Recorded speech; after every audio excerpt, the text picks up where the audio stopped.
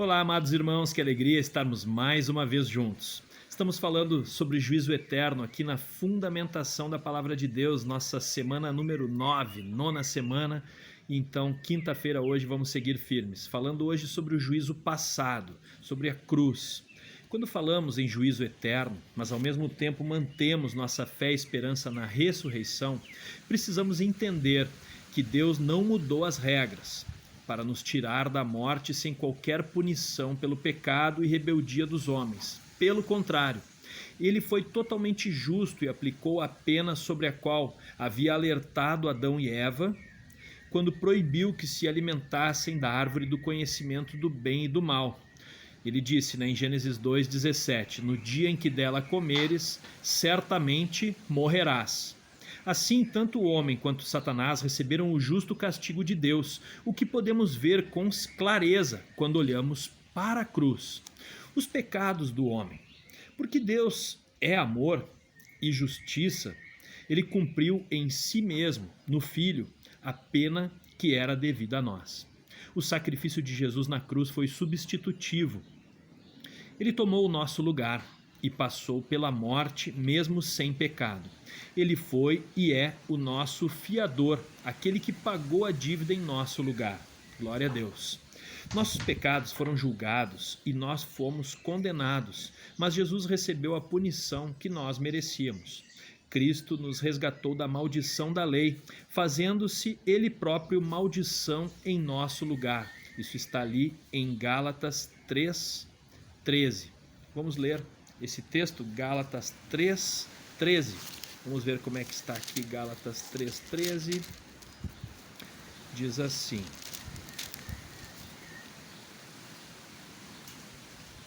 Cristo nos resgatou da maldição da lei, fazendo-se Ele próprio maldição em nosso lugar. Então, porque está escrito, maldito todo aquele que for pendurado no madeiro.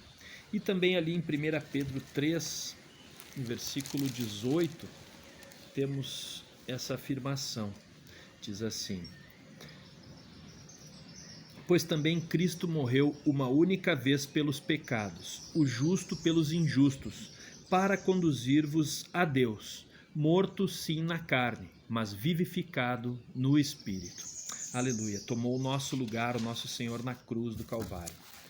Então, agora nós estamos livres da condenação do pecado. Isso está ali em João, no capítulo 5, verso 24. O que diz para nós ali no 24? Em verdade vos digo, quem ouve a minha palavra e crê naquele que me enviou, tem a vida eterna, não entra em juízo, mas passou da morte para a vida. Aleluia, glória a Deus, glória a Deus.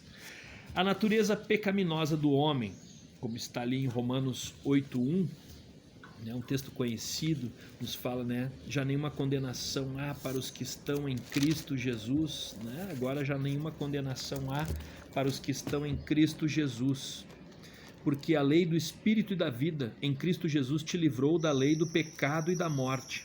Aleluia, Porquanto o que fora impossível à lei, no que estava enferma pela carne, isso fez Deus enviando ao seu próprio Filho em obediência de carne, Isso fez Deus enviando o seu Filho, o seu próprio Filho, em semelhança de carne pecaminosa, e no tocante ao pecado, e com efeito condenou Deus na carne o pecado. Glória a Deus. Então, essa natureza pecaminosa do homem. O velho homem que éramos em Adão foi crucificado com Cristo e o poder do pecado foi desfeito na cruz. Nele, ou nela, na cruz, Deus julgou e condenou o pecado e este perdeu sua força em nós. Isso está ali em Romanos 6, vamos ver, desde o 1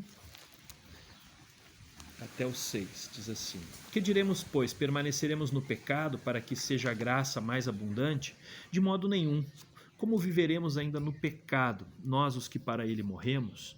Ou porventura ignorais que todos os que fomos batizados em Cristo fomos batizados na sua morte? Fomos, pois, sepultados com ele na morte pelo batismo, para que, como Cristo foi ressuscitado dentre os mortos pela glória do Pai, assim também andemos nós em novidade de vida. Porque se fomos unidos com ele na semelhança da sua morte, certamente o seremos também na semelhança da sua ressurreição, sabendo isto, que foi crucificado com ele o nosso velho homem, para que o corpo do pecado seja destruído e não vivamos mais, não servamos mais ao pecado como escravos. Glória a Deus. Tremenda afirmação. E em Gálatas 5:24 também nos fala sobre essa vitória. Diz assim: e os que são de Cristo Jesus crucificaram a carne com as suas paixões e concupiscências. Vencemos já, né? Agora precisamos vencer dia a dia, sujeitando o nosso coração a Deus. Que bom que Ele já nos deu a vitória para que a gente permaneça nela. Então tá aí. O Senhor nos chamou para a vitória através do seu sangue.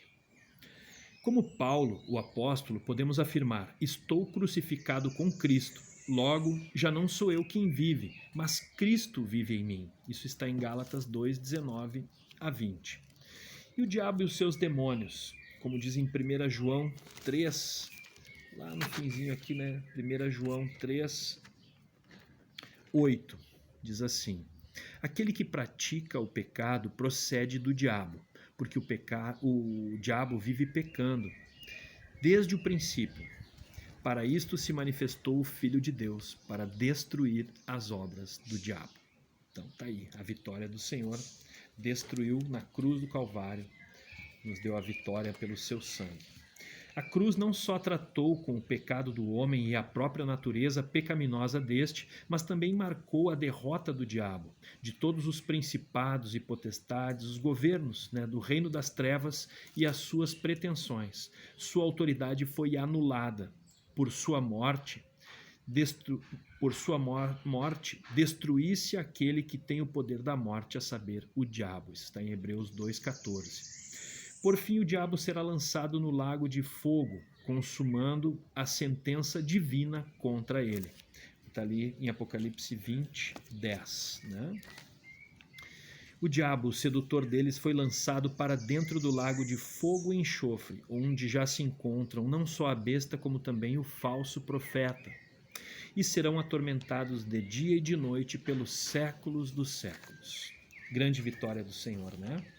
E o juízo presente, a correção para a salvação. O que é isso, né? A expressão juízo presente, na verdade, expressa a ideia de que o juízo de Deus é um princípio que se aplica a tudo o que se opõe à vontade e à santidade de Deus. Mas no caso dos discípulos de Cristo, essa ação de Deus hoje é feita por amor, como disciplina do Pai amoroso a seus filhos para correção e salvação. E a palavra nos diz assim, em Hebreus 12, vai nos falar do 5 ao 7. E estáis esquecidos da exortação que, como a filhos, discorre convosco? Filho meu, não menosprezes a correção que vem do Senhor, nem desmais quando por ele és reprovado, porque o Senhor corrige a quem ama e açoita todo filho a quem recebe. É para a disciplina que perseverais. Deus vos trata como filhos, pois que filho há que o pai não corrige? Que texto tremendo, né? O cuidado de Deus, por amor, ele nos corrige. Iluminados pela palavra, vamos descobrindo que o Senhor os disciplina através dela, fazendo sempre que necessário para a salvação. Isso está em 1 Coríntios, capítulo 11, 31 e 32. Vamos ver juntos aqui, 1 Coríntios 11, 31 e 32. Diz assim: porque se nós julgássemos a nós mesmos, não seríamos julgados, mas quando julgados, somos disciplinados pelo Senhor, para não sermos condenados com o mundo. Então tá aí, né? O cuidado de Deus com seus filhos para que a gente não seja condenado. Ele sempre chega e vai nos corrigir nos nossos erros. Vamos buscar revelação, vamos fazer umas perguntas então para meditar nesse texto. O que significa o juízo passado e qual a relação com a cruz? Ali, né, a vitória que nos foi dada pelo Senhor. Deus mudou as regras para nos tirar da morte sem qualquer punição? Então vimos bem claro hoje, né, que o Senhor tomou o nosso lugar e o Senhor cumpriu a sua palavra. Como nossos pecados foram julgados? Cite versículo. Então, nossos pecados foram julgados e nós, então, agora somos perdoados pelo Senhor. Como Deus tratou a natureza pecaminosa do homem, ele nos deu o seu próprio Filho. O que aconteceu com o diabo e seus demônios, com a morte de Jesus na cruz? Eles foram derrotados, Jesus venceu na cruz. E o que quer dizer juízo presente? É o juízo da correção do Pai com os seus filhos. Deus abençoe a tua vida, continue meditando na palavra de Deus, medita nesses textos, refaz a meditação, a leitura, esteja orando ao Senhor para que o Espírito Santo te revele em todo o tempo a sua palavra. Deus abençoe a tua vida e família e até amanhã.